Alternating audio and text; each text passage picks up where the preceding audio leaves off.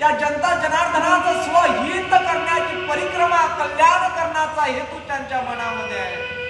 आणि नारदाने कृपा करावी आणि हित जाणण्याकरिता मा पार्वतीकडे जावं आणि पार्वती म्हणायला लागली, तुम्हाला सर्व काही माहित आहे काय? ते म्हणतात, मला सगळंच काही माझ्या शिवजीचं माहित आहे। बहुअंगाने मी विचार करतो, मी त्यांची सेवा करते, मी धर्मपत्नी त्यांची आहे, मला सगळं माहिती आहे।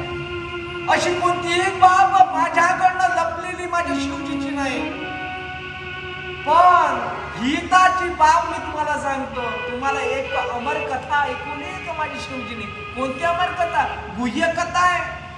ज्याने व्यक्ती अमर होतो, कितीतरी ऋषी मुनी, महान देवता, देवदेव, ब्रह्मदेव या कथेच्या लालसेने मोठे अविरत होतात।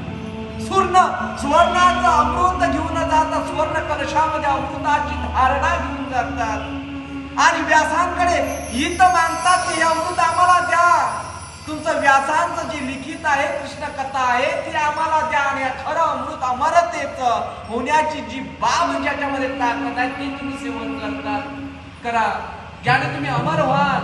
तरी व्यासजी महाराज म्हणतात, ही मी तुम्हाला देऊ शकत नाही, अशी अमर कथा असणारी